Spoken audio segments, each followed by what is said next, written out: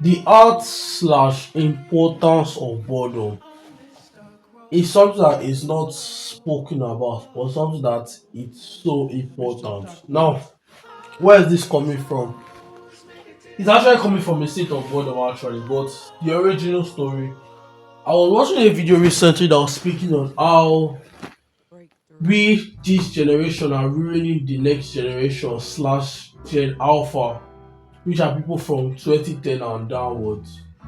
Now, I was speaking on how this upcoming slash new generation is phone oriented. Like from a young age, you see children on their phones. If you go out to go and play ball now, you don't see children around there. You are always seeing children are usually at home. They're not socializing. They are always on their phones and they are genuinely not getting to know one another and they are not getting to grow. Now, where does this stem from? I don't know if I should call it lazy parenting because I've never been a parent. But at the same time, it's lazy parenting because at the end of the day, the issue of why we're giving them the phones early on is because of we don't want to deal with what the children can be when they are bored. When a child is bored, you see them becoming destructive, and people are like, "Oh, shut him up. Why is the child always disturbing? Shut him up. Let him calm him down or do something to calm him down." And the phones does that. I'm not against the usage of phone at a young age. I'm not against that. I'm actually supportive of it. But it should be controlled. Why should it be controlled? Because of the importance of boredom. Reason why it's important to be bored. Boredom is a state where you have nothing doing. And when I mean by you have nothing doing, you have nothing doing. Or nothing of importance or interest to you doing. So you lying down looking up to the sky, you are bored. You walking on the road for, let's say I come back from somewhere, you are bored. As long as let's say there's no music in your ear or you're not on your phone while you're walking, you are theoretically bored. Yes or no? Yes. But then when you are in this certain situation of boredom, your brain fills itself up with thoughts of things that either interest you or things that have happened in the past. Reason being, what am I hallucinating at? That state of boredom is where your best ideas slash thoughts come from. And you can ask anyone who does anything, like any big, I don't know who you should ask, but just ask yourself, me being bored, what comes to my mind?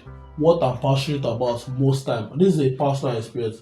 What I'm passionate about, which is what YouTube and YouTube based. Now, I feel like I come up with my best ideas between 1 to like 5 in the night because I am not doing anything. The place is quiet and like the world feels like it stops. And what is flowing in my mind? YouTube. What I watch. Women. Beautiful women. That's crazy. But it's true though. It's true though. But like what your mind becomes and like it don't just works like that, but like it works in every scenario. If you read a book and then you sit down and do nothing but think, your brain will relate scenarios for the book and then start to think, why is this thing doing this thing? This book said this thing is doing this thing. Why is it like that? Let me search for it. Before you know, you're starting to get inquisitive about it. Now you don't need to search for it immediately. You could just write it down. But there are points in time where I'll search for something and then I'll forget about the main topic and get distracted. You could just write it down, just keep a note on it. You read the Bible. After you read, you just lie down and let your thoughts marinate. What you just read about to keep on replaying and relaying on your mind because you just read about it. So you are inquisitive about knowing more about that specific thing. You just finish going for a class, walk home, walk home with no music. I'm telling you, you would think about so much that the teacher said. That's if you were paying attention, obviously.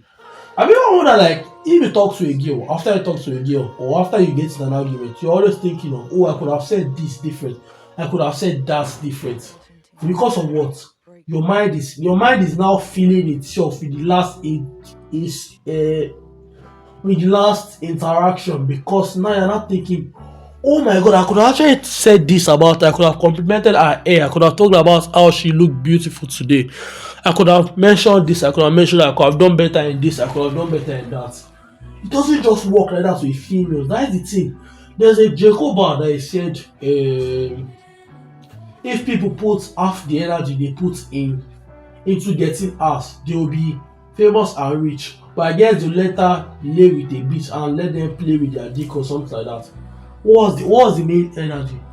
The energy you put into getting women. And I'm telling you right now, if you want to do something, the energy you put into doing something else that you know is not useful for you, try diverting that energy. Every time after school, I always walk though. Part of it was to save money to buy things. Like I think my first one day, I think I bought a mic one time. I don't think I bought a mic one time for my YouTube videos. I don't use the mic anymore. But that was one of the reasons why I was working on. And every time I was working on, three things usually cross my mind. Either a YouTube video I want to watch, and like this was like early times, and I think early time I was not making videos per se, or I was making videos once a month. New video I wanted for the time I was making videos once a month. New videos I wanted to either make, new videos I wanted to watch, like, oh, the Simon dropped the Simon song, let me get home fast and watch it. A certain girl that I liked, and what was the last one? What I learned in school. And it's so crazy how on the road I think so much, and I feel like I learned so much more on the road back from school than actually in school. And like my classmates can testify for this, I walk home alone. Most times I don't go with people, and people are like, oh, well, I almost dogs myself. Oh, Pams, why are you always walking alone? Why are you not walking with your classmates? Why are you not entering Mara with your classmates? Some people might think that I didn't have money. It was never the case. I just wanted to walk alone because it was quiet. And you may be like, oh, cars are passing, but my head is quiet because I'm not constantly in a conversation. I'm not constantly doing something. So I'm constantly like, no one is speaking to me and I'm not speaking to anyone. So I am just quiet and I can think about so many things. Now, back to the children factor. Back to the children factor. I'm not a parent now, sha. But when I was younger, that boredom was what made me do so many things. Some were destructive, some were things that bettered me. A great example, from a young age, I used to read dictionaries a lot. And like, to sound so dumb, but like, when I was bored, I read dictionaries a lot. And I don't, like, even now, I think it shows, was I don't speak pidgin. I don't read dictionaries now again. But like between 6 to 10, I loved reading dictionary. And it was such like, it was not even about phonetics. I just wanted to learn new words, different words. And for this, I learned the word come, like to come. Not to come to person, but like in dictionary. I learned so many words, dictionaries that like had me, like I could understand more. Like ad hominem, where you like use an insult to deflect off a question or a conversation. And so many more. Photosynthesis too. I learned first I learned photosynthesis was not in a class, was in the dictionary, not because of the fact that someone forced me to. My parents were not telling me, James, go and read the dictionary. No. I was bored. It was a big book and I read it. I didn't even like storybooks. So you could not tell me that, oh, I like storybooks, that's why I like to read. I didn't like to read, I didn't like any of that. I just read the dictionary out of boredom.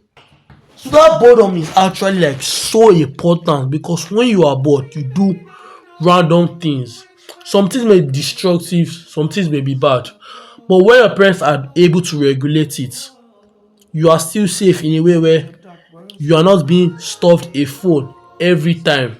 A phone is not being stuffed in your face every time and distracting you from actually being creative to do something else. So that's basically it. In conclusion, be bored. That is the conclusion of everything. Be bored is actually good.